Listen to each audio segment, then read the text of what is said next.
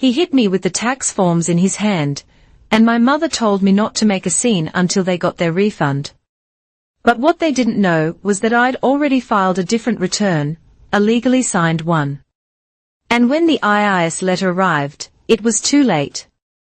They thought I was still the girl they could control with a tax check. They thought I'd stay silent like always. But that year, I learned how to get revenge through the law, and I reported everything.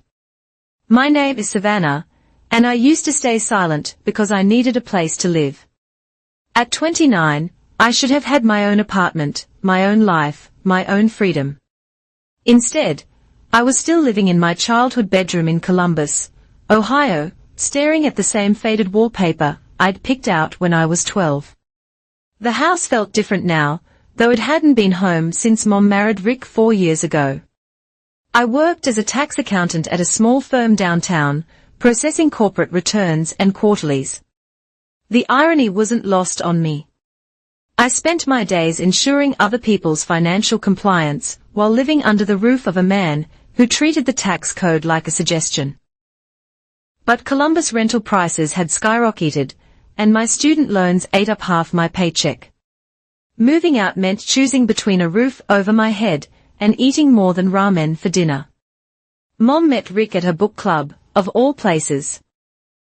He was charming then, bringing her flowers, taking us both out to nice dinners. He owned a small financial advisory firm and drove a BMW. Mom's eyes lit up in a way they hadn't since Dad died. I wanted to be happy for her. I really did. But something about Rick set off every alarm bell in my head. The mask started slipping 3 months after the wedding. Little things at first, comments about my temporary living situation. Jokes about me being a freeloader despite paying rent. Then came the rules. I couldn't use the kitchen after 8 p.m. because the noise disturbed his evening meditation. I had to park on the street because my Honda Civic was an eyesore next to his luxury cars. The thermostat was locked at 62 degrees in winter to build character. Just try to get along with him, Mom would whisper when I complained. It's only for a few more years until you're financially stable. He's been through a lot with his divorce. I'd eventually learn why his ex-wife had fought so hard for full custody of their kids. Rick's need for control extended beyond house rules. He monitored our expenses, questioned every grocery receipt, and insisted on managing Mom's finances for efficiency. He'd sit at the dining room table every Sunday. Spreadsheets laid out like battle plans, calculating how to squeeze every penny from their joint accounts. But it was the tax situation that really showed me who he was. The first year after they married, Rick announced he would be handling all tax preparations for the household. I've been doing this for 20 years, he said, dismissing my accounting degree with a wave. Besides, we can save money by filing together strategically. But I'm not a dependent, I protested, showing him my W-2. I made $38,000 last year. You live in our house, Rick said, his voice carrying that particular edge that meant the discussion was over. That makes you dependent on us for support. It's perfectly legal. It wasn't. I knew it wasn't.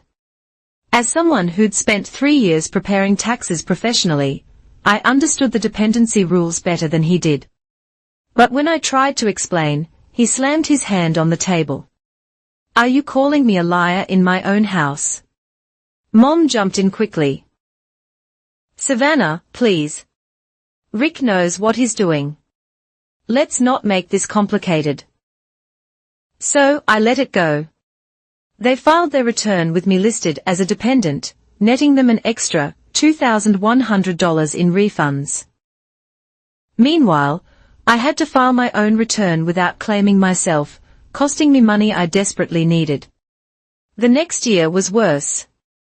Rick had expanded his scheme, claiming educational credits for classes I'd paid for myself, deducting my car payments as family transportation expenses, even listing my student loan interest on their return instead of mine. It's called tax optimization, he explained when I discovered what he'd done. The money stays in the family either way, unless you're planning to move out. The threat was clear: play along or find myself on the street. I started documenting everything then. Screenshots of the tax software showing the false claims. Photos of receipts for expenses they claimed, but I'd paid. Recordings of Rick explaining his optimization strategies. I told myself I was just being cautious, building a safety net. I didn't have a plan yet. Mom became more distant as Rick's control tightened. She stopped meeting friends for coffee, quit her book club, and always checked with Rick before making any plans. When I tried to talk to her alone, she'd glance nervously at doorways as if he might materialize from the shadows. He's just particular about things, she'd say. He likes order, structure. It's not a bad thing, Savannah. You could learn from it. I wanted to shake her, to make her see what was happening, but I was trapped too, wasn't I? By student loans and rent prices and the knowledge that leaving meant abandoning her to him completely. The breaking point was building, though I didn't recognize it yet. It would come during tax season, naturally, when Rick's greed finally pushed him too far, and he made the mistake of putting his hands on me. But that night, as I sat in my childhood bedroom organizing my documentation, I wasn't planning revenge. I was just a 29-year-old woman who'd learned to stay silent because she still needed a place to live. I didn't know yet that silence could be a weapon, too. That sometimes the best revenge comes not from speaking up, but from letting someone's arrogance lead them straight into a trap of their own making. All I knew was that I was tired of being silent, and that this year things would be different. I was just the unnamed dependent on the tax form. That's what 3 years of Rick's tax optimization had reduced me to. A line item worth $2,100 in fraudulent refunds. Working at Hartley & Associates gave me a front-row seat to legitimate tax preparation every day. I processed returns for small businesses, ensuring every deduction was documented, every claim supported by evidence. My supervisor, Janet, often praised my attention to detail and ethical standards. "You've got a good head for this, Savannah," she'd say. "Some people see tax law as a game to win. You see it as a responsibility." If only she knew what was happening in my own home. The irony burned every time I reviewed a client's dependent claims, checking that they met the actual IRS requirements. The dependent must live with you. You must provide more than half their support, and they must make less than the exemption amount. I failed all 3 tests. I had my own income, paid rent to Mom and Rick, bought my own food, gas, and necessities. By any legal standard, I was an independent adult. But Rick had turned our household into his personal tax fraud scheme, and I was the star player, whether I wanted to be or not.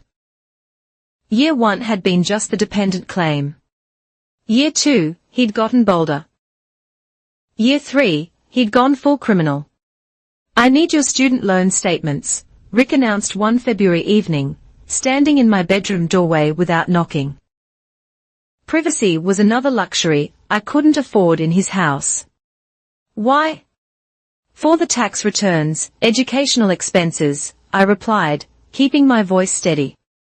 "I paid those loans myself from my salary." His jaw tightened. "From the salary you earn while living under my roof, eating my food, using my electricity. Everything you have is because of what your mother and I provide.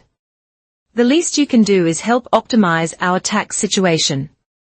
"It's not optimization, it's fraud." The word hung in the air between us. Rick stepped into my room, closing the door behind him.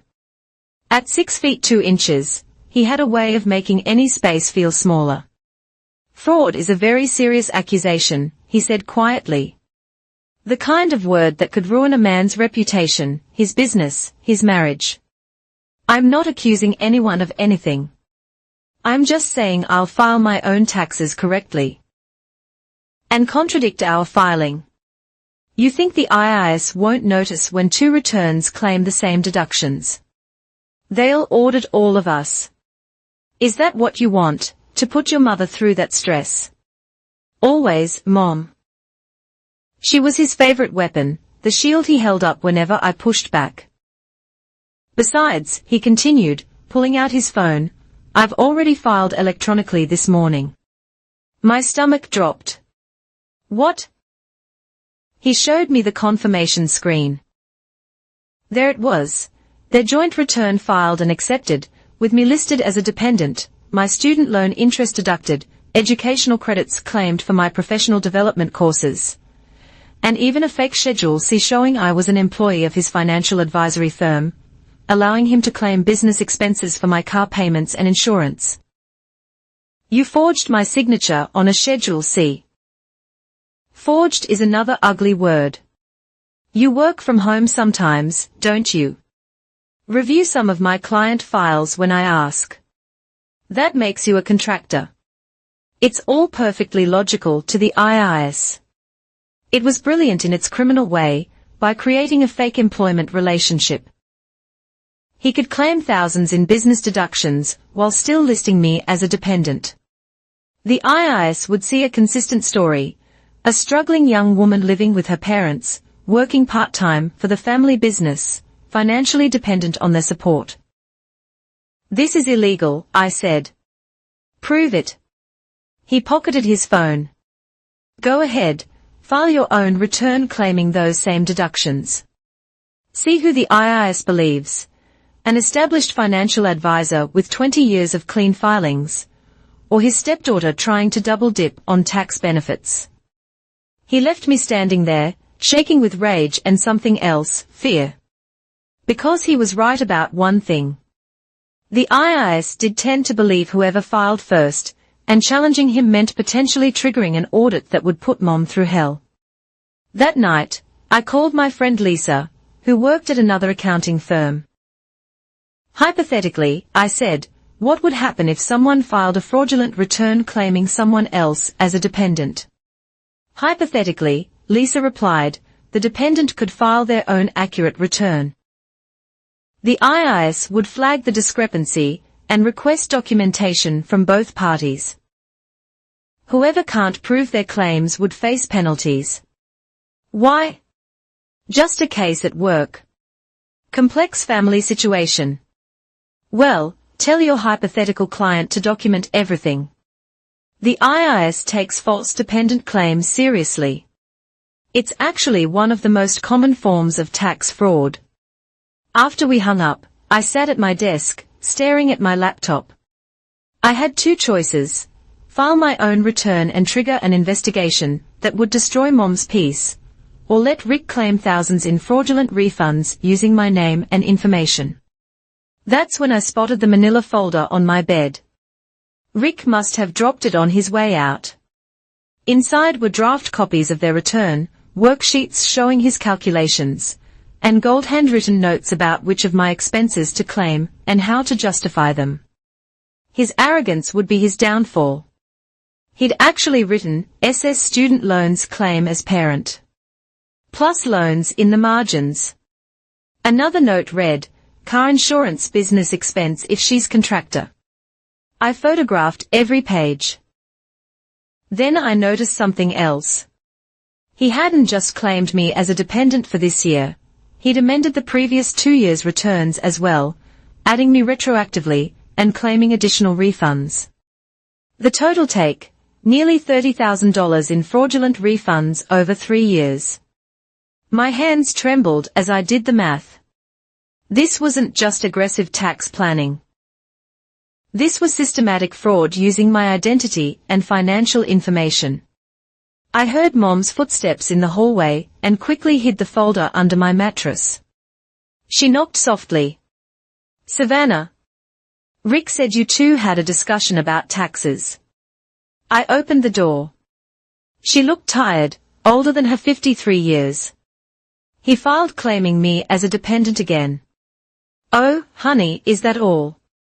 You know, he's just trying to maximize our returns.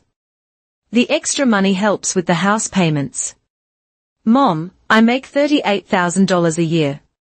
I'm not a dependent. But you live here. I pay rent.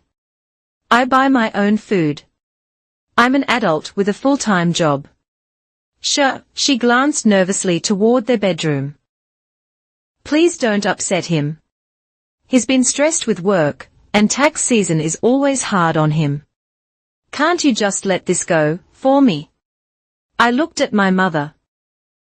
Really looked at her. When had she become so small, so afraid? Sure, Mom. For you.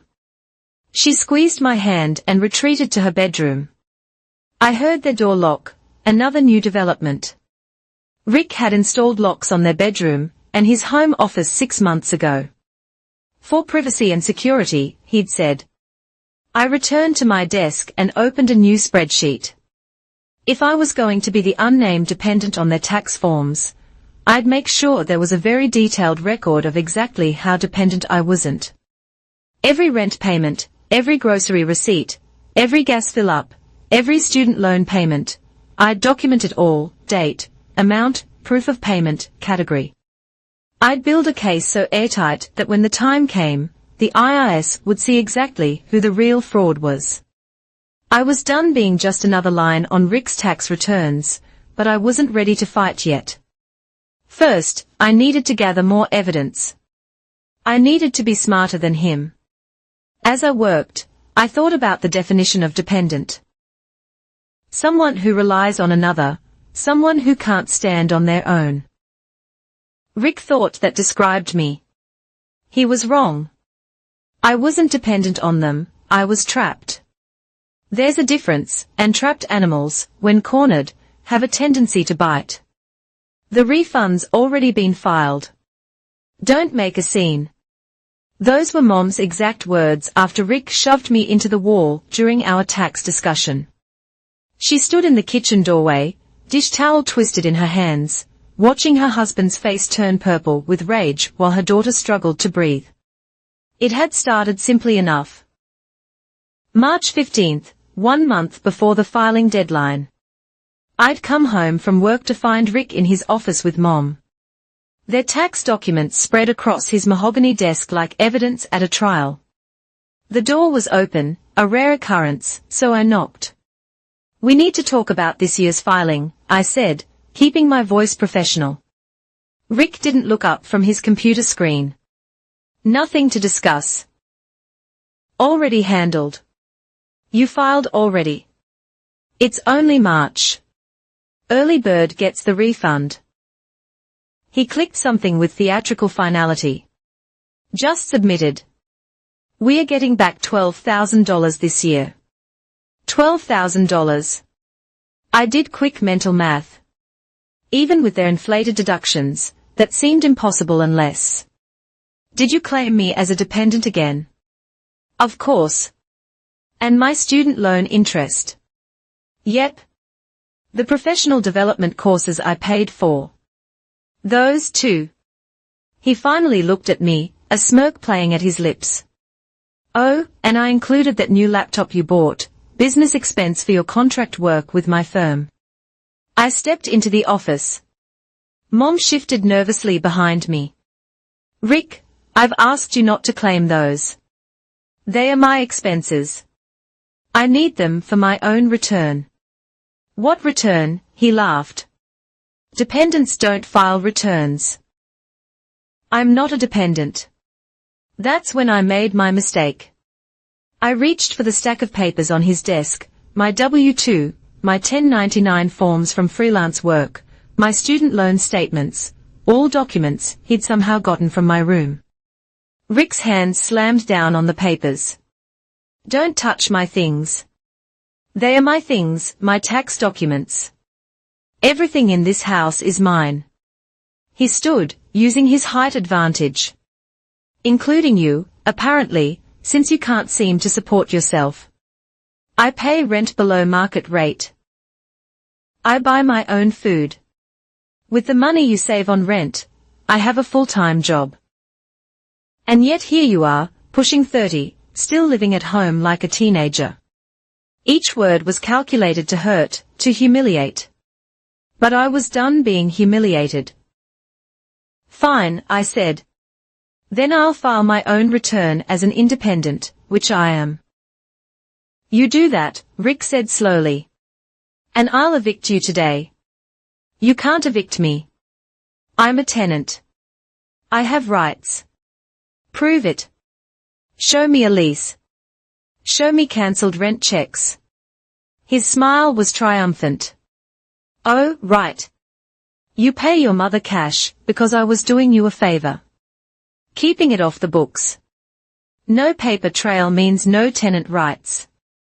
I looked at Mom, begging her with my eyes to speak up, to confirm she'd been depositing my rent payments.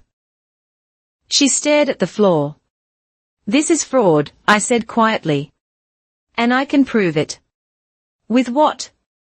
Rick stepped closer. Your little spreadsheet. Some receipts. You think the IRS cares about your homework project? They'll care about forged signatures, fake employment records, false dependent claims. Stop talking. His voice had gone dangerously quiet. They'll care that you've stolen $30,000. That's when he snapped. Not a punch. Rick was too smart for visible bruises. Instead, he grabbed my shoulders and shoved hard. My back hit the wall, knocking a frame to the floor. Glass shattered around my feet. Rick. Mom finally spoke. He turned on her.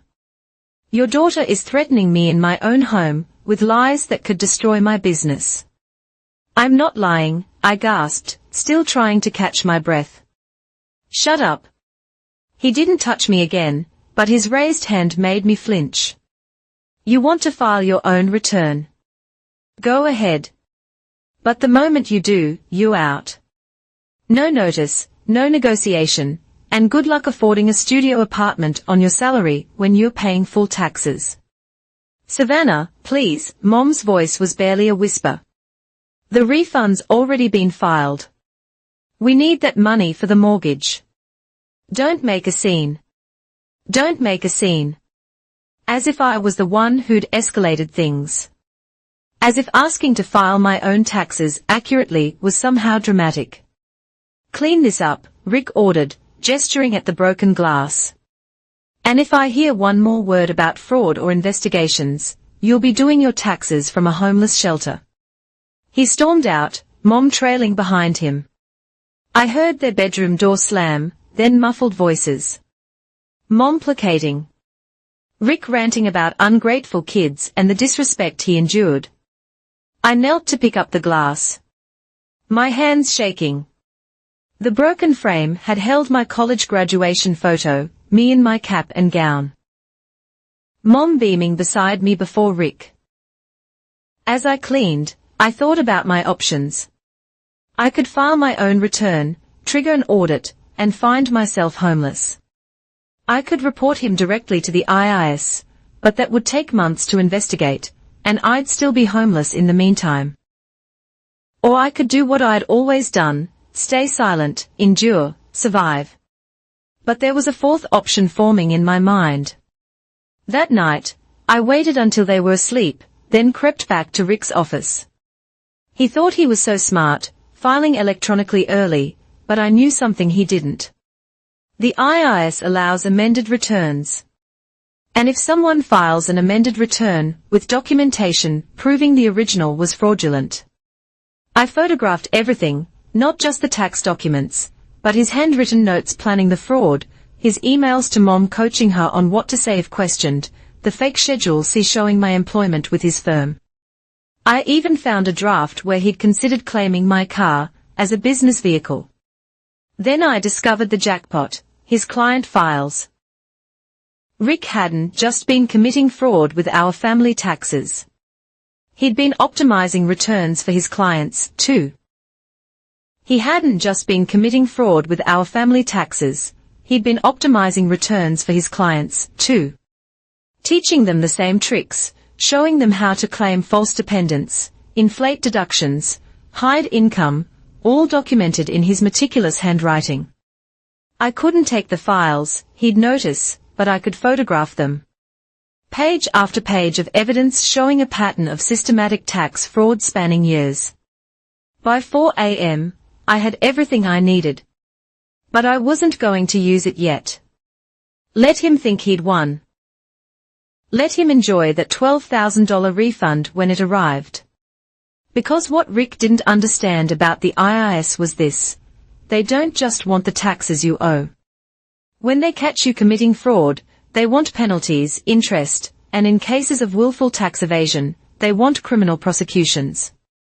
I went back to my room and started preparing my own tax return, the accurate one, the one showing I wasn't a dependent, that my expenses were mine, that I owed about $2,000 in taxes, as a single filer.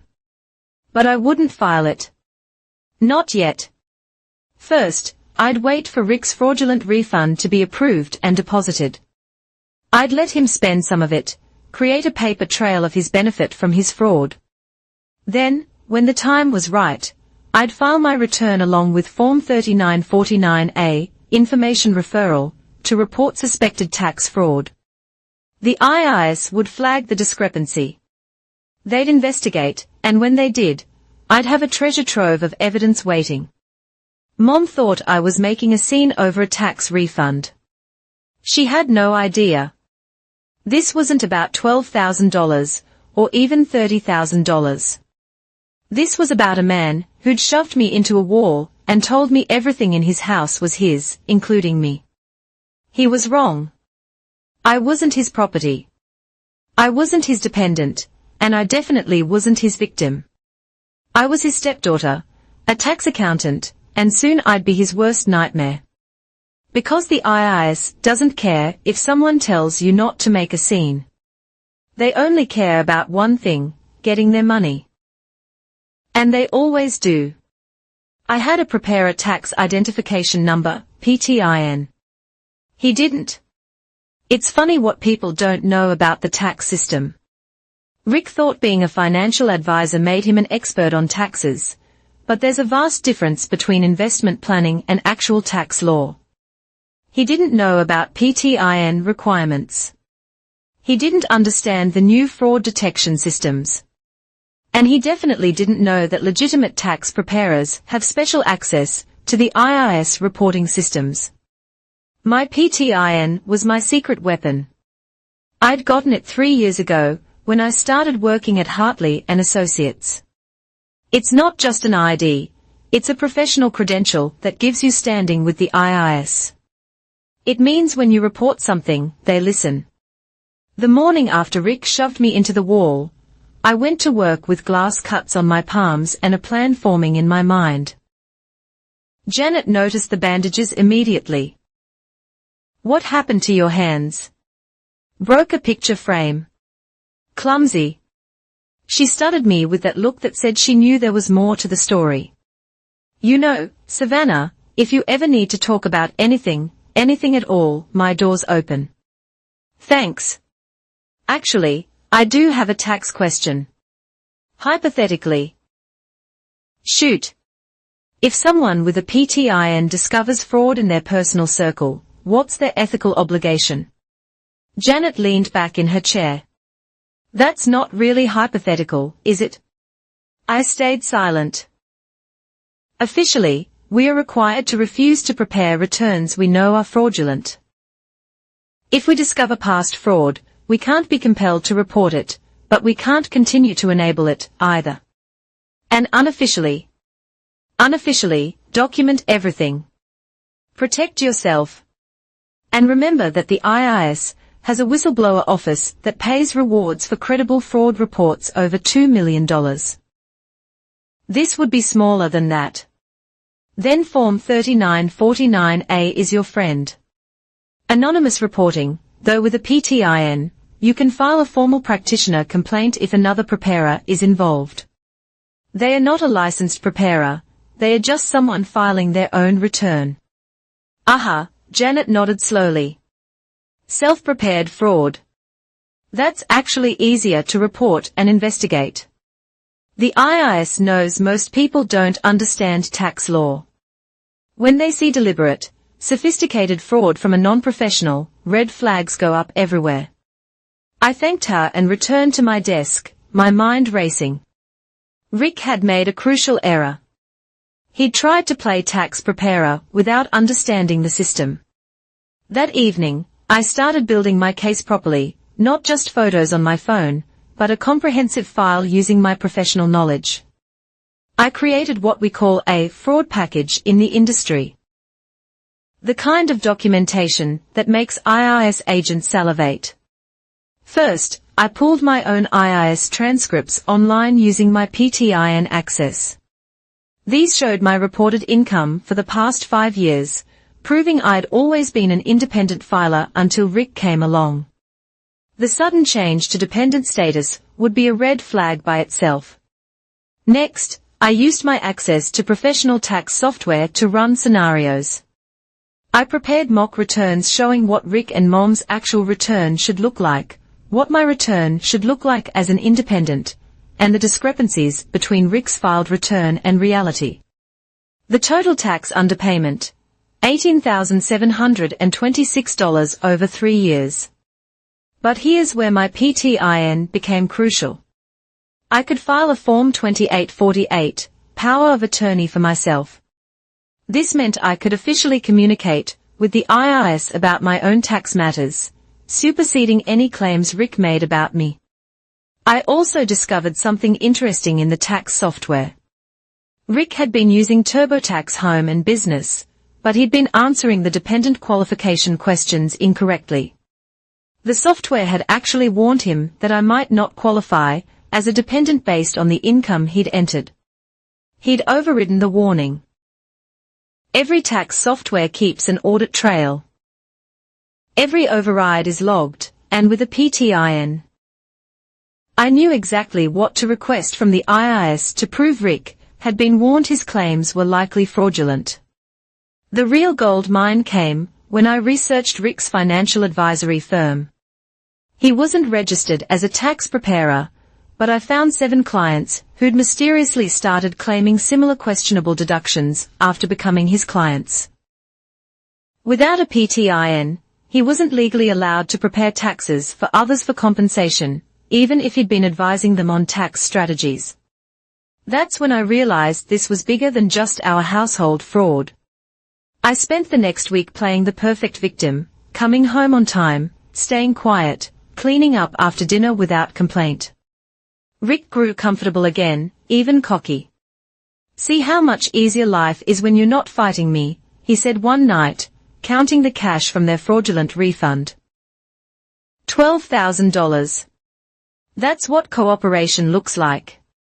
Mom smiled weakly beside him. "You know," Rick continued, "I've been thinking about next year's strategy. If you actually moved out, but kept your official address here, we could claim even more. Head of household status, rental losses." He was planning future fraud out loud. In front of me, a tax professional with a PTIN and a recording app on my phone. "That's interesting," I said carefully. For the next hour, Rick outlined an elaborate fraud scheme involving fake rental agreements, fabricated household expenses, and false dependent claims. He even showed me a spreadsheet where he'd calculated the potential savings, another $6,000 annually.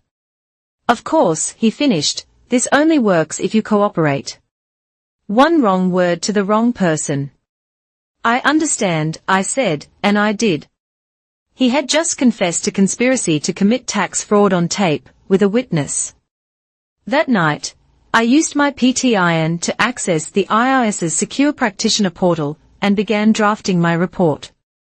Not just a standard 3949A, but a comprehensive practitioner-initiated fraud report with my own accurate tax returns for 3 years. Documentation of all false claims made about me. Evidence of Rick's pattern of advising tax fraud. Transcripts showing my history as an independent filer. Screenshots of tax software warnings he'd overridden. Recording transcripts of him planning future fraud. A detailed analysis prepared by a credentialed tax professional. Me? The beauty was that with my PTIN, I could file everything electronically through secure channels. But there's something else about having a PTIN that Rick didn't know. We can request expedited processing for fraud cases involving identity theft and claiming someone as a dependent without their consent, using their social security number for false deductions. That's identity theft. I had 30 days from discovery to report identity theft for expedited handling. I discovered Rick's fraud on March 15th, when he'd filed. That gave me until April 14th, one day before the regular filing deadline, to submit everything. I marked my calendar and kept documenting every conversation, every threat, every piece of evidence that showed Rick thought he was untouchable because he had power over my housing. He had no idea that my PTIN gave me more power over his finances than he'd ever have over my life. The IRS doesn't care if you own the house. They don't care if you're bigger, stronger, or louder. They care about one thing, the truth, properly documented by someone they trust. And with my PTIN, I was someone they trusted. Rick thought he was playing checkers, using basic intimidation tactics. He didn't realize I was playing chess, using professional credentials he didn't even know existed. Checkmate was coming. He just didn't see it yet. The IRS letter arrived the same day Rick showed off his new truck. It was April 28th, 2 weeks after I'd filed my comprehensive fraud report. Rick had just pulled into the driveway with a gleaming black Ford F-150 Platinum, honking the horn like a teenager with his first car. Mom came out, clapping her hands with forced enthusiasm. $48,000, Rick announced, running his hand along the chrome. But with the tax refund and some smart financing, it barely felt it. That's what good financial planning looks like. I watched from my bedroom window as the mailman approached. Regular mail usually went to the box at the curb, but certified letters required a signature. I saw Rick's expression change as he signed for the thick envelope. "What's that, honey?" Mom asked. Probably just business stuff, but his face had gone pale. I knew what was in that envelope, Form 2848, acknowledging my power of attorney over my own tax matters. Form 886A, explaining the discrepancies between returns. And the one that would really ruin his day, a letter officially notifying him of an audit. Not just any audit, a correspondence audit escalated to field examination due to indicators of willful fraud. Rick stormed inside, leaving Mom standing confused by his new truck. I heard his office door slam, then muffled cursing. 20 minutes later, he emerged, looking for someone to blame. "Savannah." I came downstairs slowly, keeping my expression neutral. "Yes? What did you do?" "I don't know what you mean." He waved the letter in my face. "The IRS is auditing us. 3 years of returns. They are questioning your dependent status." "Oh," I said, pretending to read the letter he shoved at me. "Well, I'm sure it's just routine. You said everything was perfectly legal, right?" His jaw clenched. "This is your doing. You filed something. I thought you said I couldn't file. That dependents don't file returns. Don't get smart with me." Mom appeared in the doorway. "What's happening?" "Your daughter happened," Rick spat. "She's trying to destroy us." "I haven't done anything," I said calmly. "But if you're worried about the audit, I could help. I mean, I do work with taxes professionally." "Stay out of it," he crumpled the letter. "I'll handle this. It's probably just a random check. I'll send them some documents. Clear it right up." But I knew he couldn't clear it up, because I'd already provided the IRS with everything they needed, my accurate returns, his fraudulent ones, the discrepancies highlighted in professional detail. Most importantly, I'd established myself as the victim of identity theft, which meant the burden of proof was on him. That night at dinner, Rick tried to act normal, but I could see the wheels turning. He kept glancing at me, trying to figure out what I knew, what I had done. So, he said casually, cutting his steak, "I'll need you to sign some forms for the IRS, just confirming you live here, that we support you. I don't think I should sign anything without reading it first.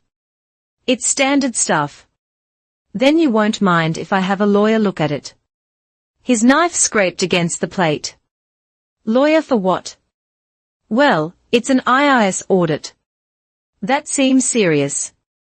I should probably get professional advice." "You don't need a lawyer. You're not being audited." "We are, actually," I said, taking a sip of water.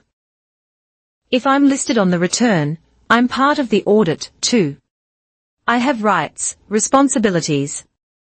I should probably file my own response." "You will not file anything," his voice had gone dangerously low. "Rick, please," Mom interjected. "Maybe Savannah has a point. If she talks to someone." "No one talks to anyone," he slammed his fist on the table. "This is my problem to solve, and I will solve it like I solve everything in this family." The next morning, he was up early gathering documents. I heard him on the phone with his accountant, not a real tax preparer, just a bookkeeper, who'd been helping him with his business. "They are questioning dependent claims." "No, she definitely qualifies. Lives here full-time. I support her completely." Lies? All lies. And now he was roping others into his fraud. What Rick didn't understand was that the IRS letter wasn't really asking for documentation. They already had everything they needed. The letter was a formality, giving him a chance to come clean before they dropped the hammer. Over the next week, Rick became increasingly paranoid. He installed a lock on his filing cabinet, changed his office password, even accused me of going through his trash when he caught me taking out the garbage. "You're looking for something," he said. "What are you looking for?" "Just trying to help with chores," I replied. "You seem stressed." "I'm not stressed. Everything's fine. Perfect, actually." But it wasn't perfect. I heard him on the phone with his bank, trying to move money around. Saw him carrying boxes of files to his car, probably hiding evidence. He even had Mom sign a backdated rental agreement for my room, trying to create a paper trail that didn't exist. The beautiful irony was that every action he took made things worse. Destroying documents during an audit. That's obstruction. Creating false documents. That's fraud on top of fraud. Moving money around. That looks like hiding assets. I documented it all. Photos of him carrying boxes, recordings of him coaching Mom on what to say if anyone asked, screenshots of his frantic Google searches. IRS audit lawyer, penalty for false dependent claim. Can I go to jail for tax mistakes? That last one made me smile. Tax mistakes don't send you to jail. Tax fraud does. 2 weeks after the first letter, the second one arrived. This one was different. Instead of requesting documents, it informed Rick that a revenue agent would be visiting to conduct an in-person examination. "They are coming here." Mom's voice shook. "To our house." "It's intimidation tactics," Rick said, but sweat beaded on his forehead. "They think they can scare us into admitting something." "Admitting what?" Mom asked. "We didn't do anything wrong, did we?" Rick's silence was deafening. That night, I heard them arguing. Mom's voice, usually so submissive, had an edge of panic. $30,000, Rick. You said it was just optimizing. It is optimization. Completely legal. Then why are you so scared? I'm not scared. I'm angry that ungrateful. Something crashed. This is all her fault. Maybe we should just pay it back. We can't pay it back. I already spent it. The truck, the office renovation, your surgery. That was from tax fraud. It's not fraud. But it was fraud. And now Mom knew it, too. The next morning, Rick cornered me in the kitchen. You're going to fix this, he said quietly. You're going to tell the IRS you are my dependent, that you gave me permission to claim everything. I can't do that. Yes, you can, and you will, or I'll make your life hell. More hellish than being shoved into walls, than being threatened daily, than having my identity stolen for your tax fraud. His face contorted. For a moment, I thought he might hit me. Instead, he smiled, a cold, calculating smile. You think you're so smart, but when this is over, you'll have nowhere to live, no family, nothing. I'll make sure of it. Maybe, I said, but you'll have a criminal record. So I guess we'll both lose. The stare down lasted 10 seconds. Then he turned and walked away. The revenue agent was scheduled to arrive in 3 days. Rick had no idea that I'd already met with them, provided additional documentation, and agreed to testify. He thought the audit was about money. It wasn't. Not anymore. It was about justice. And justice was pulling into the driveway in a government sedan. Briefcase full of evidence I'd helped provide. Rick's new truck gleamed in the driveway, a $48,000 monument to his arrogance. He had no idea it would probably be seized as proceeds from fraud. But I knew, because unlike Rick, I understood how the IRS really works. And they always get their money back. Always. I was the only one not called to testify. The revenue agent's name was Patricia Daniels, and she arrived exactly at 9 a.m. on May 15th in a grey government sedan.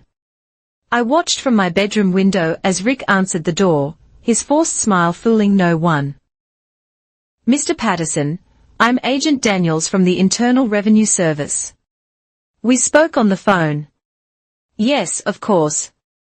Come in. Can I get you coffee? No, thank you. Is Mrs. Patterson available? Mom appeared, wringing her hands. They all disappeared into Rick's office.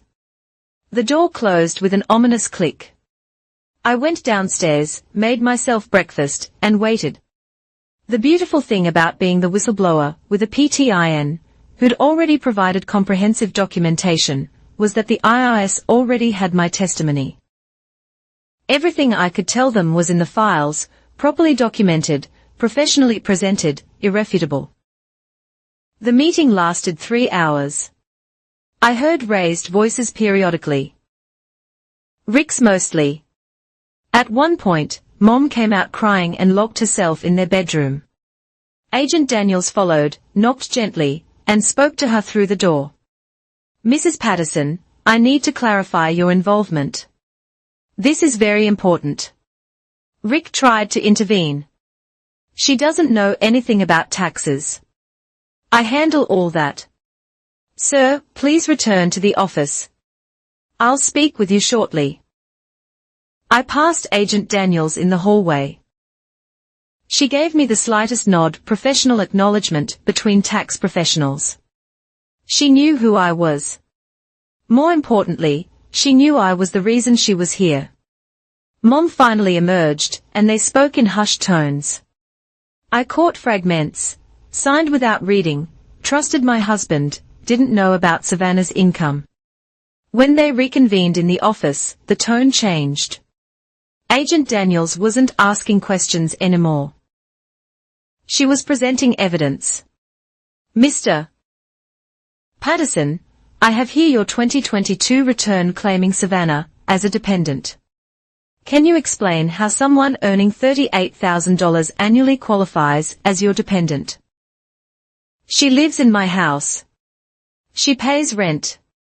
I have copies of her bank withdrawals matching the amounts. Below market rent. Still rent. Next. You claimed $4,200 in education credits for courses she took. Do you have receipts? Savannah might have them. I have them. They show she paid with her personal credit card. The same card that pays her student loans, which you also claimed. It went on like that. Every lie, methodically destroyed, every fraud exposed with documentation I'd provided. Then came the kicker. Mr. Patterson, are you aware that preparing tax returns for others for compensation without a PTIN is a federal crime? The silence was deafening. I don't prepare returns for others, Rick said carefully. I have 7 of your clients who say otherwise. They've already been contacted. 3 have amended their returns and are cooperating fully. I heard a chair scrape. Rick's voice, Mom's voice, is hoarse now. I want a lawyer. That's your right. However, I should inform you that this case has been referred to criminal investigation. This is no longer just a civil matter. Criminal investigation. The 2 words every tax cheat fears most. Civil audits are about money. Criminal investigations are about handcuffs. Agent Daniels emerged 40 minutes later with boxes of documents. Rick followed, his face ashen, demanding to know what she was taking. Everything listed on this receipt, she said calmly. You'll get copies. You can't just take my files. Sir, I have a warrant. You might have noticed if you'd read it instead of tearing it up. He'd torn up a warrant. I hadn't seen that part. Mom stood in the doorway, tears streaming. Rick, what's happening? Nothing. It's fine. They're just trying to scare us. Agent Daniels turned to Mom. Mrs. Patterson, you may want to consider getting your own legal representation separate from your husband's. The implication was clear. Mom might not be going down with Rick's ship. After Agent Daniels left, the house exploded. You, Rick rounded on me. You did this. You talked to them. I didn't talk to anyone, I said truthfully. I provided written documentation. Big difference. They knew everything. Things only you could tell them. Maybe they are just good at their jobs. I'll ruin you, he snarled. When this is over. Rick, stop, Mom stepped between us. Just stop, please. What did we do? What did you do? He turned on her. We did this for us, for our future. And this ungrateful. Is it true? Mom's voice was small. Did you lie about Savannah, about the taxes? It's not lying. But it was fraud. And now Mom knew it, too. No, Mom said quietly. Everything you did was for that truck, for your office, for your ego. She turned to me. Savannah, did you report this? I met her eyes. I filed my taxes correctly, that's all. It wasn't all, but she didn't need to know the full extent yet. She was already processing that her husband was a criminal. Finding out her daughter had orchestrated his downfall could wait. Rick spent the rest of the day on the phone with lawyers. Most wouldn't take his case once they heard criminal investigation. Tax fraud is hard to defend when the evidence is overwhelming. That evening, I found Mom in the kitchen, staring at a cup of cold coffee. How bad is it? She asked without looking up. Honestly, pretty bad. The fraud itself is around $30,000 over 3 years. With penalties and interest, probably $50,000. If criminal charges are filed, prison, possibly. Depends on if he cooperates, pays restitution, shows remorse. She laughed bitterly. Rick show remorse. We sat in silence. Finally, she spoke again. Did he really hit you that night with the picture frame? Shoved, not hit. Same thing. She wiped her eyes. I'm sorry. I'm so sorry. I should have. Mom, you were scared. I understand. No, you don't. I chose him over you, my own daughter, because I was afraid of being alone, of starting over at 53. You're not alone. You have me. Do I? After everything, I reached across the table and took her hand. Always. The next morning, two things happened. First, Mom served Rick with separation papers. Turns out she'd been to a lawyer that Agent Daniels recommended, one who specialized in innocent spouse relief for tax fraud cases. Second, Rick's clients started calling. Word had spread that the IRS was investigating their returns. His financial advisory firm was hemorrhaging customers. This is your fault, he screamed at me. All of it. You've destroyed everything I built. No, I said calmly. You destroyed it the moment you decided to commit fraud. I just made sure you got caught. He raised his fist, and for a second, I thought he'd finally lose control completely. Then we heard a car in the driveway. Two more government sedans. This time, it wasn't just IRS agents who stepped out. FBI white-collar crime division.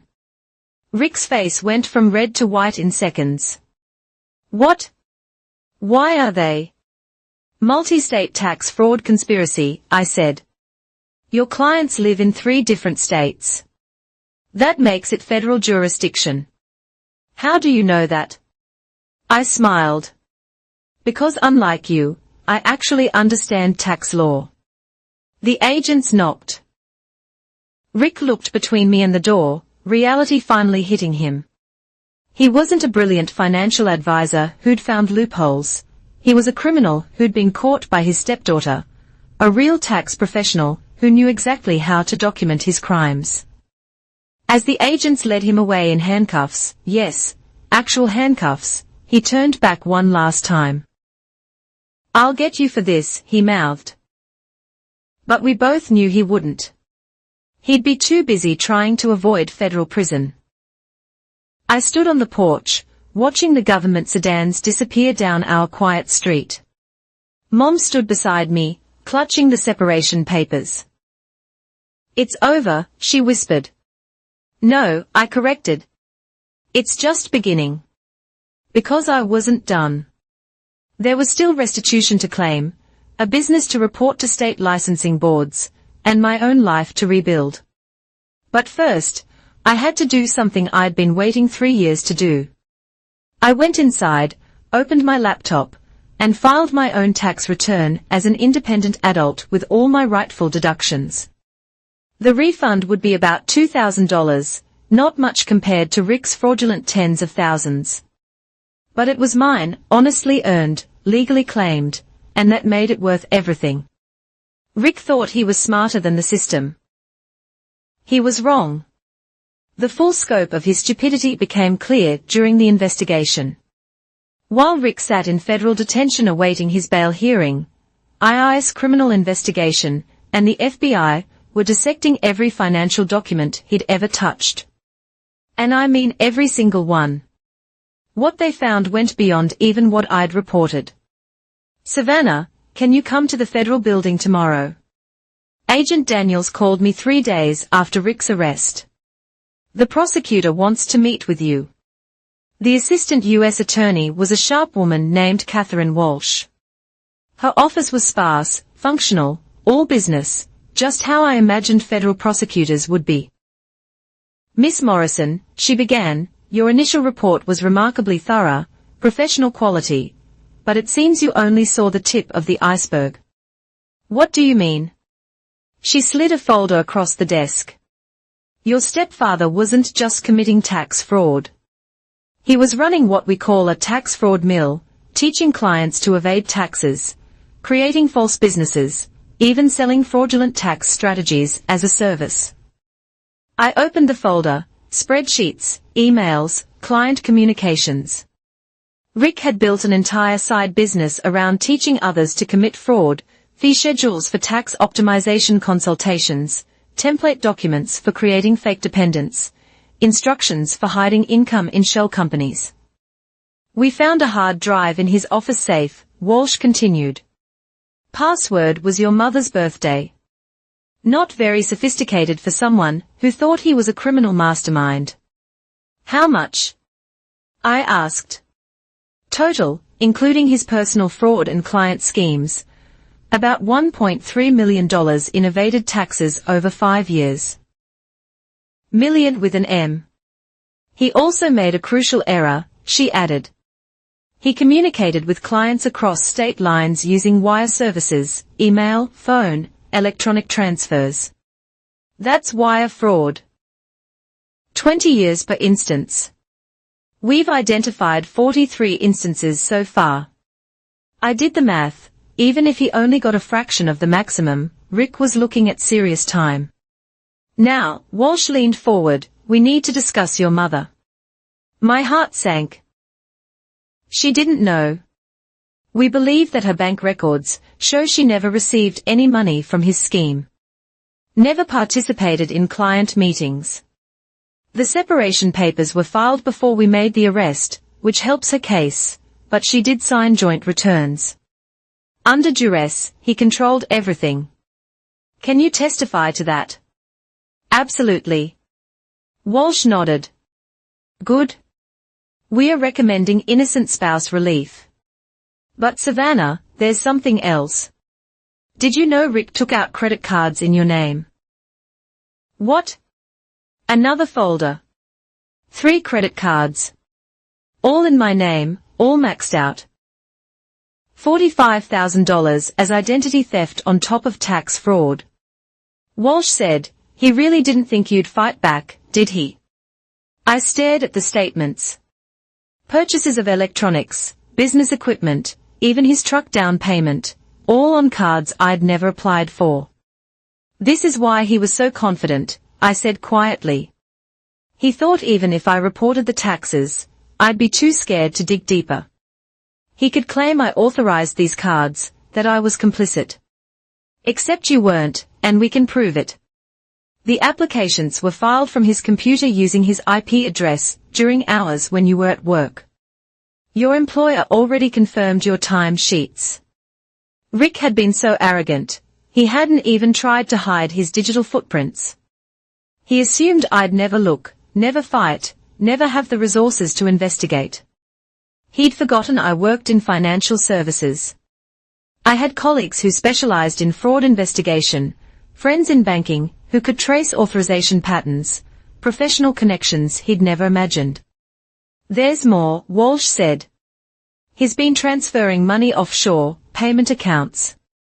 We found the routing numbers. Let me guess, I said. In my name. Your mother's, actually.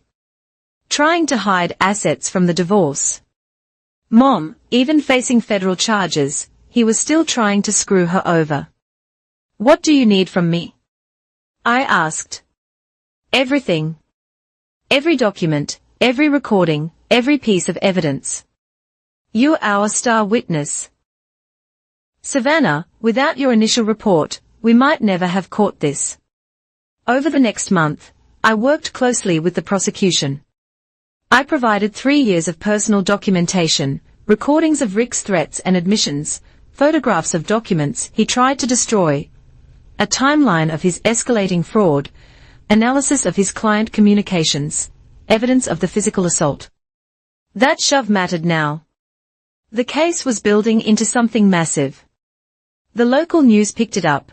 Columbus financial advisor charged in $1 million tax scheme. Then national outlets. How a stepdaughter's revenge exposed multi-state tax fraud ring. Rick tried to fight back from jail.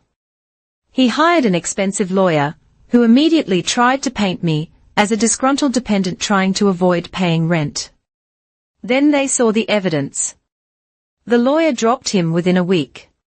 His next attorney, a public defender, took a different approach. Rick would plead guilty to some charges if others were dropped. Cooperate against his clients in exchange for leniency. No deal, Walsh told me. We don't need his cooperation. The Ohio Board of Financial Advisors revoked his license after their own investigation. The Better Business Bureau issued warnings. Civil lawsuits from defrauded clients started piling up. The IRS filed liens against all his assets, the house, his cars, bank accounts, everything. He can't pay his bail, Mom told me one evening. We were sitting in the kitchen, the same table where Rick had lorded over us with his tax schemes. His accounts are frozen. His family won't help. Good, I said.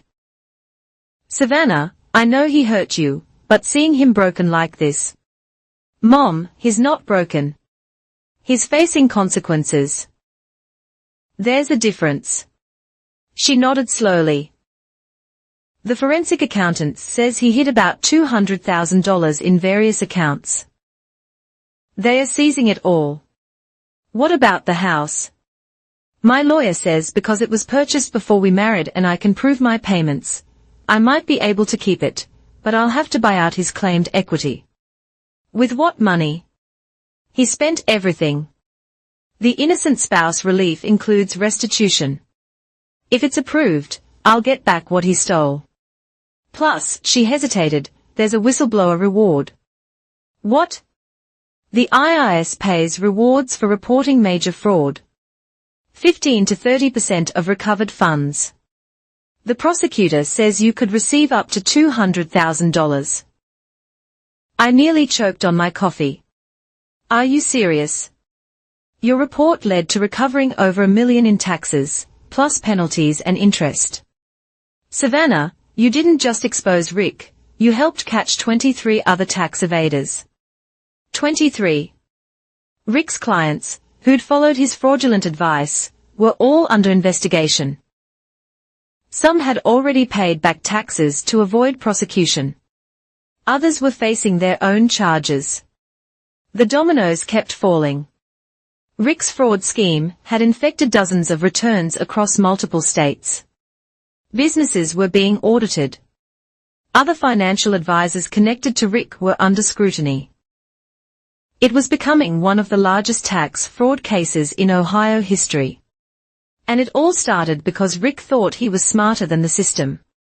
He thought complexity meant intelligence, that creating elaborate schemes made him sophisticated. He didn't understand that the IRS had seen every trick, every scam, every attempt at optimization. He thought aggression meant strength, that intimidating me into silence would keep him safe. He didn't realize that pushing someone with nothing to lose was dangerous. Most of all, he thought the system was something to be gamed, not respected, that laws were suggestions for stupid people who couldn't find loopholes. But here's what Rick never understood. The system wasn't built by stupid people. It was built by professionals like me. People who understood both the letter and the spirit of the law. People who knew that every clever scheme left a paper trail. The IRS computer systems had been tracking patterns in his returns for years. His client network had created red flags across multiple states. He wasn't flying under the radar, he was painting a target on his back. All it took was one person with the knowledge and courage to point him out. That person happened to be the stepdaughter he'd shoved into a wall, the one he'd called a dependent while stealing from her. The one he'd dismissed as powerless. Turns out I had more power than he ever imagined. And I was just getting started. My mother begged me to drop the charges. She came to my room on a humid June evening, 2 months after Rick's arrest. I was packing, finally able to afford my own apartment thanks to the chaos I'd unleashed. The whistleblower reward hadn't come through yet, but my boss had given me a substantial raise after the media coverage brought positive attention to our firm. Savannah, please. Mom sat on my bed, looking older than her 53 years. His lawyer called. If you refuse to testify, they might reduce the charges. No, he could get 10 years. 10 years, Savannah. He'll be almost 70 when he gets out. He committed over $1 million in tax fraud, Mom. He's lucky it's not 20. But you've already won. He's lost everything, his business, his reputation, his freedom. Isn't that enough? I stopped packing and looked at her. Really looked at her. Despite everything, she still didn't get it. Mom, when Rick shoved me into that wall, where were you? She flinched. I was there. And what did you say? Don't make a scene. The refund's already been filed. You chose his tax fraud over my safety. That's not fair. I was scared. So was I. The difference is, I did something about it. She started crying then, the tears she'd been holding back for months. I know I failed you. I know I chose him, but Savannah, I'm begging you. Show mercy. Like the mercy he showed me. Like the mercy he showed his clients when he taught them to commit fraud. Like the mercy he showed you when he hid money offshore during your divorce. He's still a human being. So am I. But he never treated me like one. The next morning, Mom tried a different approach. She'd gotten Rick's brother involved, Uncle Jerry, a pastor from Indiana, who'd driven up to mediate. Forgiveness is divine, Savannah, Jerry said over breakfast. He'd invited himself to. Rick made mistakes, but sending him to prison won't undo them. It's not about undoing them. It's about justice. Vengeance? You mean no justice? There's a difference. Vengeance would be if I'd slashed his tires or burned his office down. Justice is letting the legal system handle his crimes appropriately. His family. He's not my family. He's a man who married my mother and made my life hell while stealing my identity for profit. Family doesn't do that. Jerry left after an hour of failed biblical arguments. But the pressure campaign was just starting. Rick's mother called, sobbing about her baby boy facing federal prison. His ex-wife reached out, warning me that destroying Rick would mark me for life as vindictive. You've made your point. But if Rick goes to prison, we all suffer. Our families suffer. Is that what you want? One client, Mrs. Henderson, said during an unwelcome visit to my workplace. What I want is for people to face consequences for their actions. You chose to follow Rick's illegal advice. That's on you, not me. You're destroying lives. No, I'm exposing crimes. You destroyed your own lives when you decided tax evasion was worth the risk. But it was Mom's daily pleading that hurt most. She'd alternate between guilt trips, I'll be alone if he goes to prison, bargaining, what if he pays you back personally, and anger, you're doing this to punish me. The breaking point came in July when she showed up with a document. Rick's lawyer drew this up, she said, sliding it across my kitchen counter in my new apartment. If you sign it, agreeing not to testify, Rick will plead guilty to lesser charges. He'll serve maybe 2 years, pay full restitution, and you'll still get your whistleblower reward. I read through it. It was professionally done, legally binding. All I had to do was sign, and Rick would get a slap on the wrist instead of serious time. Did Rick's lawyer mention that witness tampering is a federal crime? I asked. Mom's face paled. What? Pressuring a witness not to testify, offering incentives to avoid testimony. That's witness tampering. This document proves it. He said it was just a negotiation. I took photos of the document. Mom, I need you to leave and tell Rick's lawyer I'll be forwarding this to the prosecutor. Savannah, no. I didn't know. Yes, you did. You knew exactly what you were doing. You were trying to help the man who abused your daughter avoid justice again. She left in tears. An hour later, Walsh called me.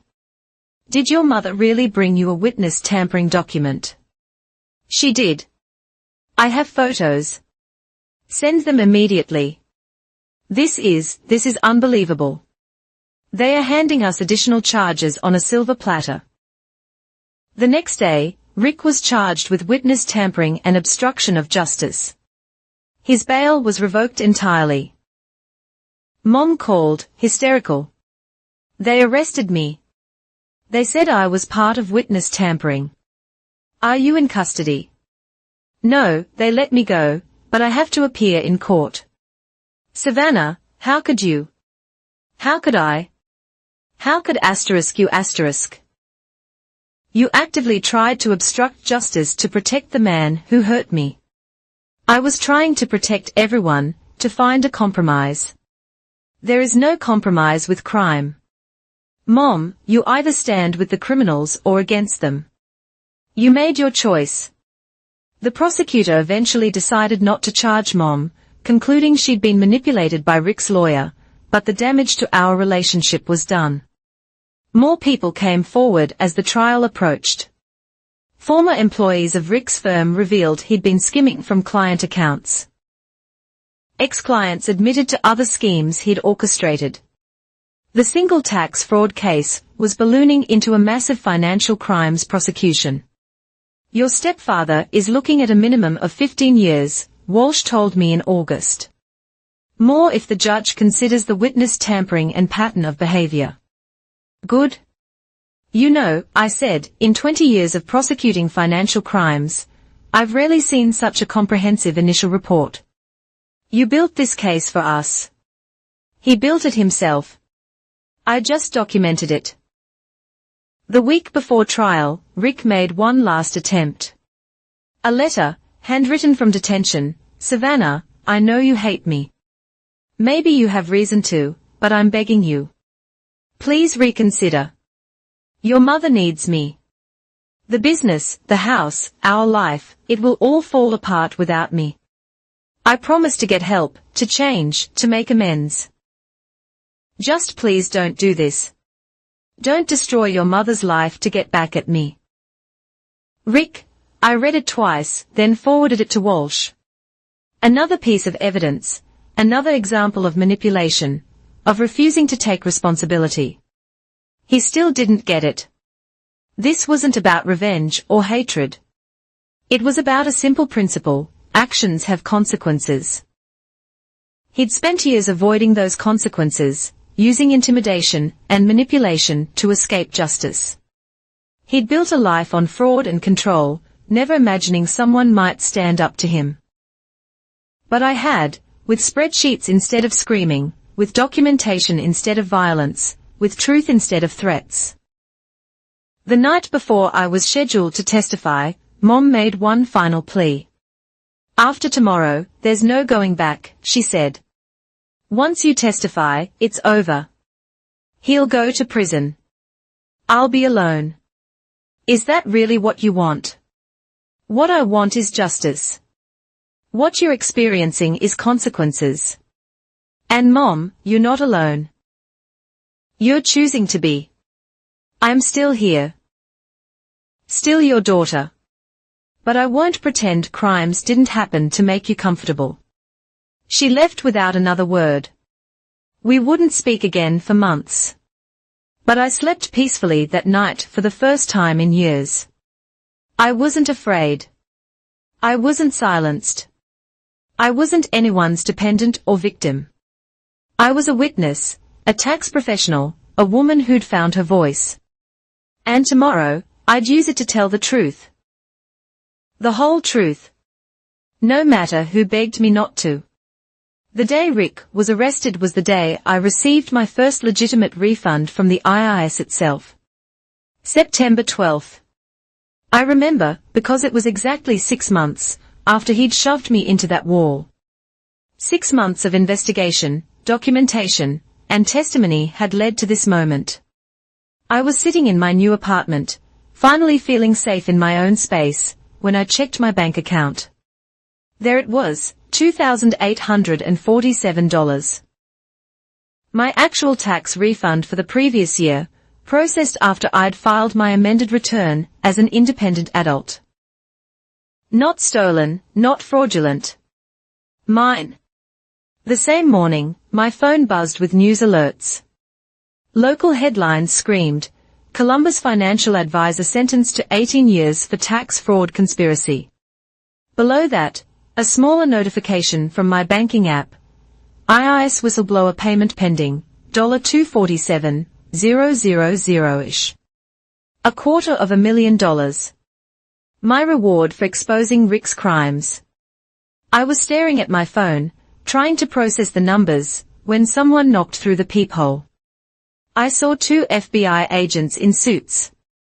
Miss Morrison, we are here to escort you to the courthouse.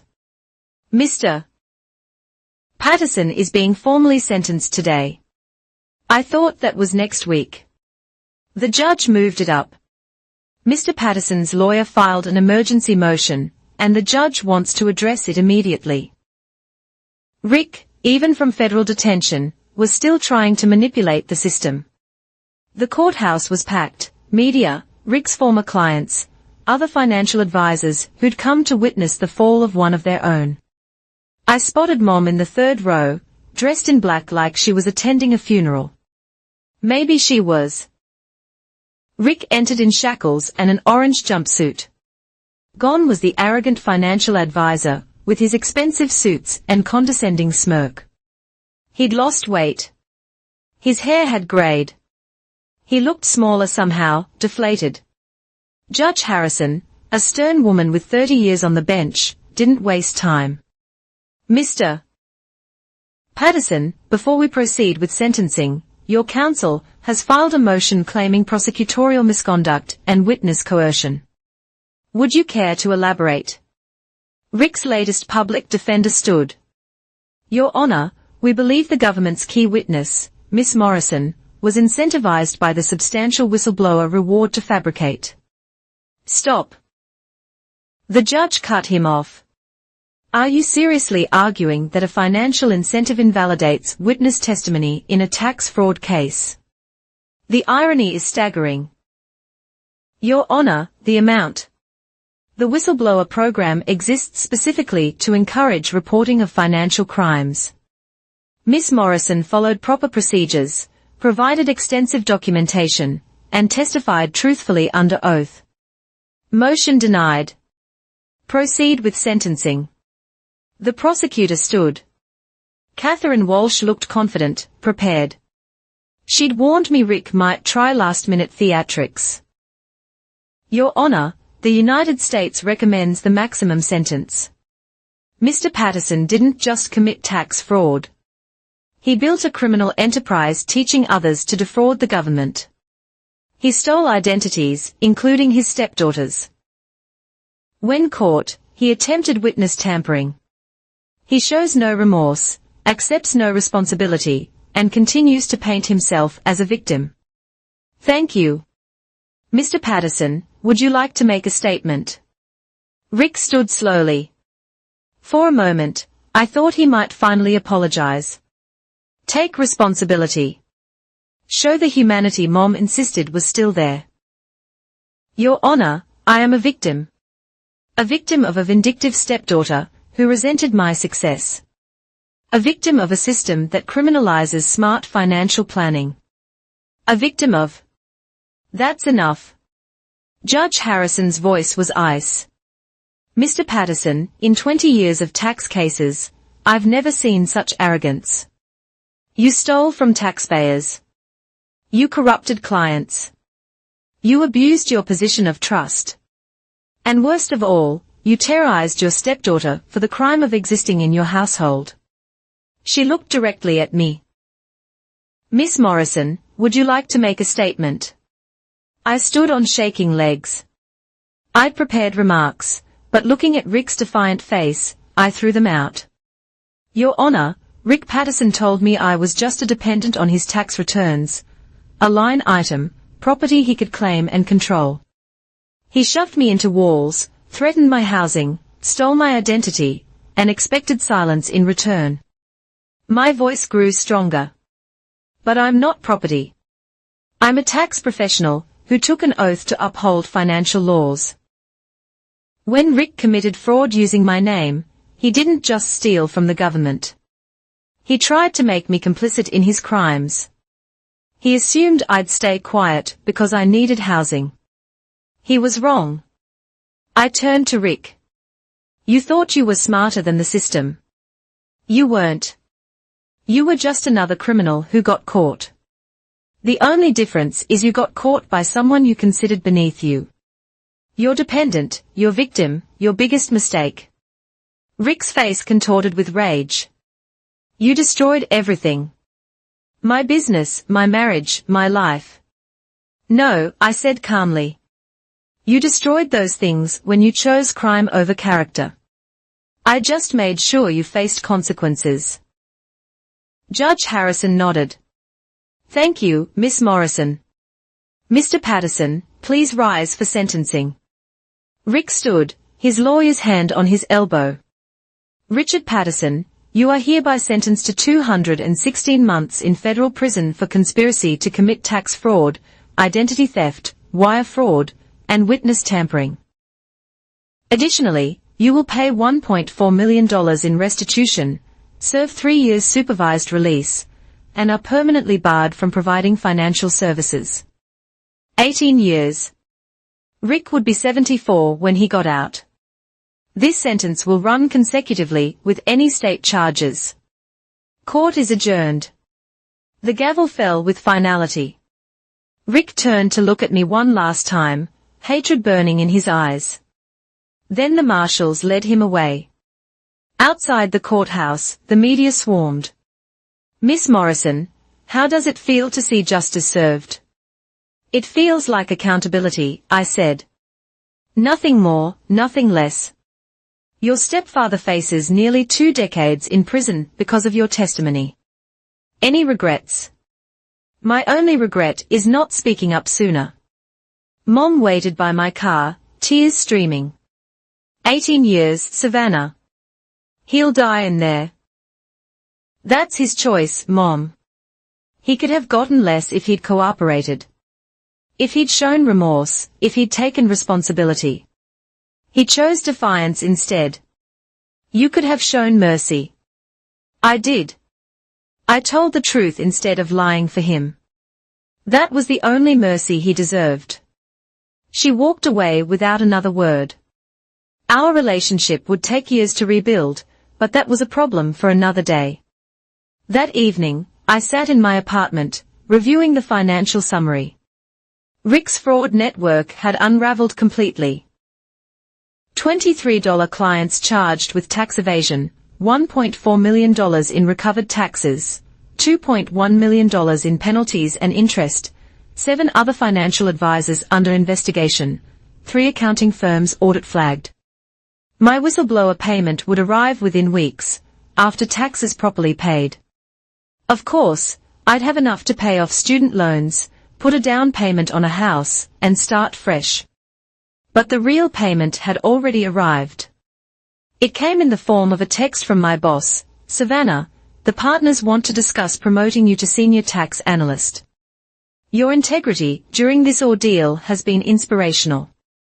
It came in messages from other abuse victims who'd seen the news. You gave me courage to report my situation. It came in a call from the IRS. Miss Morrison, would you consider consulting with our fraud detection unit? Your analytical skills are exactly what we need. Most importantly, it came in the peace of knowing I'd stood up for myself, that I'd refused to be silenced, intimidated, or reduced to a line on someone else's tax form. Rick had thought he was stealing $2,100 by claiming me as a dependent. Instead, his greed cost him 18 years of freedom and started a chain reaction that took down an entire fraud network. All because he underestimated his stepdaughter. The one with the tax preparer ID. The one who knew the law. The one who kept receipts. That night, I opened a bottle of wine. A good one. Not the cheap stuff I'd survived on while living under Rick's roof. I toasted to justice, to truth, and to the power of proper documentation. And then I did my favorite thing in the world. I filed my quarterly estimated taxes accurately, honestly, independently, like the professional I'd always been. Even when Rick tried to reduce me to just another fraudulent deduction, I didn't need to forgive. I just needed peace. 2 years after Rick's sentencing, I was living in Nashville, working as a senior tax analyst at one of the city's top accounting firms. The whistleblower payment had changed everything. No more struggling with rent. No more choosing between groceries and student loan payments. No more depending on anyone for shelter. My new office had a window overlooking the Cumberland River. Sometimes, I'd stare at the water and think about how different life was now. How I'd gone from being a prisoner in my childhood home to helping the IRS train agents in fraud detection. "Savannah, you have a visitor," my assistant announced one October afternoon. I looked up from reviewing corporate returns. "I don't have any appointments." "She says she's your mother." Mom stood in the doorway, looking uncertain. We'd exchanged a few texts over the past year, brief holiday greetings, mostly, but this was our first face-to-face meeting since Rick's sentencing. "Hi," she said softly. "Can we talk?" I gestured to the chairs across from my desk. She sat, taking in the office, the view, the evidence of the life I'd built without her or Rick. "You look good," she said. "Professional, successful." "Thanks. How are you?" "Better. I've been seeing a therapist, trying to understand how I let things get so bad. How I chose him over you." I waited. I'd learned that silence was powerful, that not rushing to fill gaps let others reveal their truth. "I sold the house," she continued. "Too many memories. Moved to a condo in Dublin. Started working again, part-time at a bookstore. It's nice. Quiet." "That's good, Mom." Rick filed for divorce from prison. I didn't contest it. My lawyer says I'll get most of the remaining assets once the IRS is done with restitution. Not much, but enough. I'm glad you're moving forward. She pulled out an envelope. "I wanted to give you this." Inside was a check for $30,000. "And what's this?" "Your rent. All of it. Every payment you made while living with us. You were never a dependent.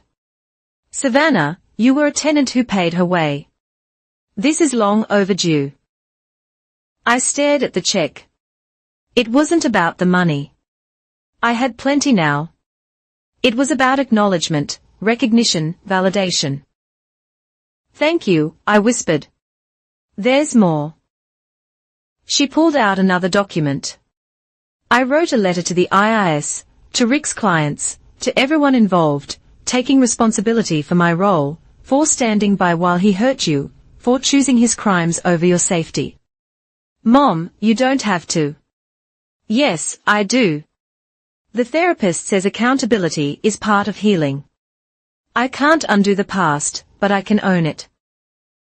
We talked for an hour about therapy, about forgiveness, about the difference between reconciliation and peace. She didn't ask me to forgive Rick. Didn't minimize what he'd done. Didn't make excuses. "I understand if you can't forgive me," she said as she prepared to leave. "I failed you when you needed me most, but I want you to know I'm proud of you. Proud of your courage. Proud of the woman you've become despite everything. I don't need to forgive you.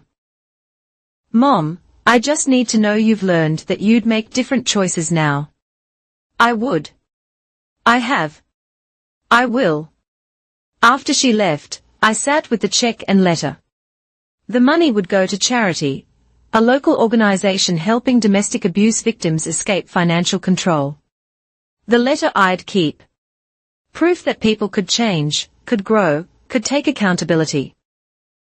That evening, I got a call from Catherine Walsh, the prosecutor who'd handled Rick's case. "Savannah, thought you'd want to know. Rick lost his appeal. The conviction stands. He also picked up another 3 years for a fight with another inmate. Apparently, he tried to run a tax fraud scheme from prison." I laughed. Actually laughed. "He never learns, does he? Some people can't. By the way, we are seeing a significant uptick in fraud reporting since your case went public. You started something. I had started something. The Morrison effect. Some were calling it adult children reporting parental financial abuse. Employees exposing employer tax schemes. Victims finding courage to document and report. My story had become a cautionary tale in accounting programs, the dependent who wasn't. A case study in how personal integrity and professional knowledge could overcome intimidation and fraud. 6 months later, I was invited to speak at the National Association of Tax Professionals Conference. Standing before 500 of my peers, I told the whole story, the fear, the documentation, the decision to report, the aftermath. Rick Patterson thought I was just a line item on his tax return, I concluded. He forgot that behind every number is a person. Every deduction has a story, and sometimes those stories include someone brave enough to say, "This is wrong." The applause was thunderous. Afterwards, dozens approached with their own stories, parents who'd committed identity theft, spouses who'd hidden income, employers who'd demanded participation in fraud. What do I do? Document everything, I told them. Know your rights. Use your knowledge. And remember, staying silent makes you complicit. Speaking up makes you free. I thought about Rick sometimes, sitting in his federal cell, probably teaching other inmates his tax optimization tricks. He'd lost 18 years of freedom for a few thousand in fraudulent refunds. Lost his marriage, his business, his reputation, his future. All because he couldn't see me as anything more than a dependent to control. But I wasn't thinking about forgiveness or revenge anymore. I was thinking about the young woman who'd called me last week, crying because her stepfather was claiming her children on his taxes without permission. I was thinking about the resources I could share, the support I could offer, the system I could help her navigate. Rick had tried to reduce me to nothing. Instead, he'd created an advocate, someone who knew firsthand how financial abuse worked and how to fight it. My apartment in Nashville was bright, clean, safe. No locks on doors except the ones I controlled, no fear of footsteps in the hallway, no dreading tax season. I'd hung one photo from the old house, my college graduation picture. The one in the frame Rick had broken. Reframed now, whole again. A reminder of who I'd always been beneath his attempted oppression. My name is Savannah Morrison. I'm a senior tax analyst, a fraud prevention consultant, a whistleblower who earned justice. I was never Rick's dependent. I was never his property. I was never his victim. I was simply someone who knew the tax code better than he did. Someone who kept receipts. Someone who understood that the IRS always gets their money. And sometimes, if you're very lucky and very careful with your documentation, they'll share some of it with you. $247,000 to be exact, after taxes, properly filed and paid. Because unlike Rick, I knew the most important rule of dealing with the IRS. Honesty isn't just the best policy. It's the only policy that doesn't end with handcuffs. And that's a lesson worth more than any refund he ever tried to steal.